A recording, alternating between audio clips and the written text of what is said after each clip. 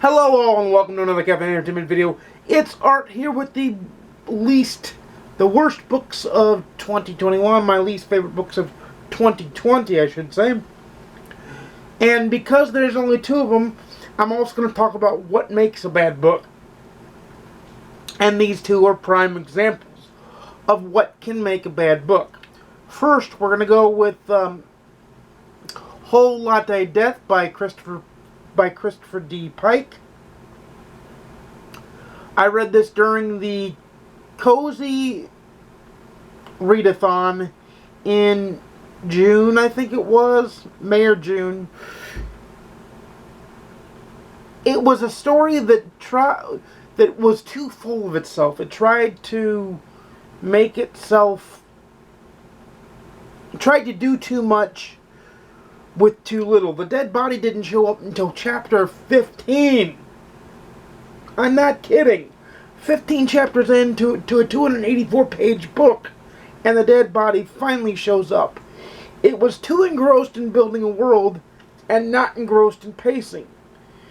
It made up too many things and made the reader suspend disbelief way too many times for it to be a good book.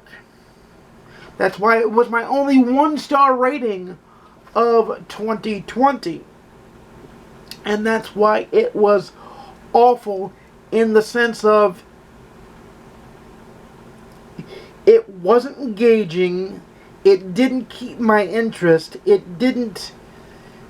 characters were flat, the world was flat, because it kept saying Jupiter Station, but not that Jupiter, and it never explained which Jupiter it was.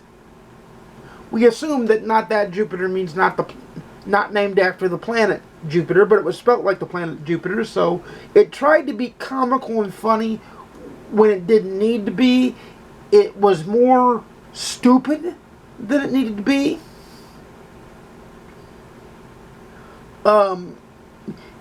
It tried to be so comical, it was stupid. That's why it's my only 1-star rated book for the entirety of 2020, and I will probably stay away from whatever he or she, because Christopher has to be male, I would assume. So whatever he writes again, I'm staying away from, because it just was not that good.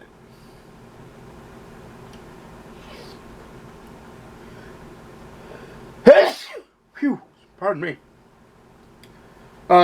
Second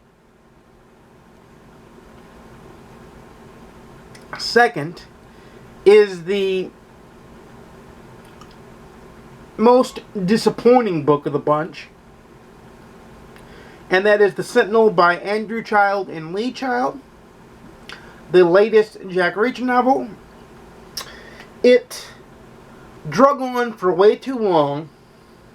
When it picked up, it was good, but Lee Child and Andrew Child went away from what makes Jack Reacher Jack Reacher.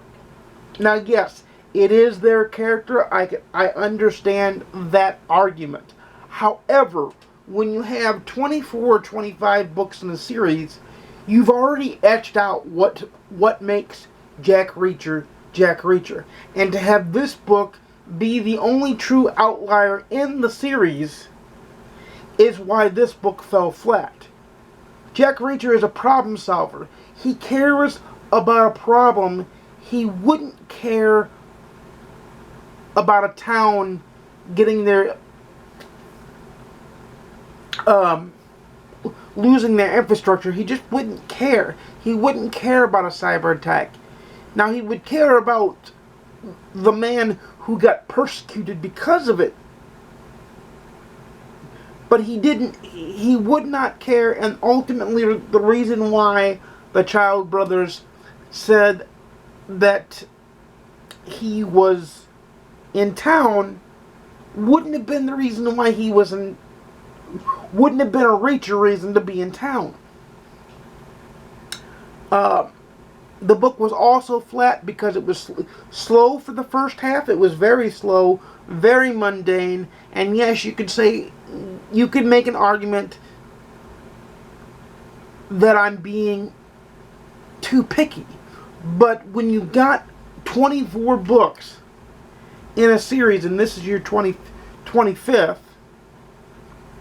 like, these should be formulaic. These should be home runs every time, or close to home runs every time. And this one was a swing and a miss, a foul tip at best, to use a baseball analogy. It was not good. It was not at all anything that I would write home about. It was very disappointing in a time where I needed a Reacher book. And it just totally missed the mark and totally did things. So this shows that a new book in a new series, because Whole Latte Death was the first book in its series, can miss the mark by being too bloated, too convoluted, too full of itself. And a book in a series can miss the mark by completely straying away from what the character means, being too slow, and just altogether missing the mark. So that to me is what makes a bad book, and usually I can spot those from a mile away, but these two got past the radar because they seemed interesting. Well, first of all, the Sentinel got past it because it's a Jack Reacher book. Yes, I'm going to read more Jack Reacher books. It'll take more than one Jack Reacher book to really turn me off Jack Reacher. But Whole Latte Death, the blurb that I read about it seemed interesting, and it was not what it was supposed to be, and it was not good. So there are the two examples, and those two get the two dud awards for the year. The next award video, which will be up next week, is the best video games of 2020. There will be no worst video games of 2020 because I do stay away from them suckers pretty badly. So we'll end it with the best video games of 2020. So let me know what bad books you read in 2020, or what books you didn't like in 2020, so we can compile a list of books to stay away from. And without further ado, you know I make videos every Monday, Wednesday, and Saturday at 12:30 p.m. Central, 10:30 a.m. Pacific, 1:30 p.m. Eastern. Please like, comment, subscribe if you want to see more, and please ding the notification bell if I can talk today, to be notified when I upload a video.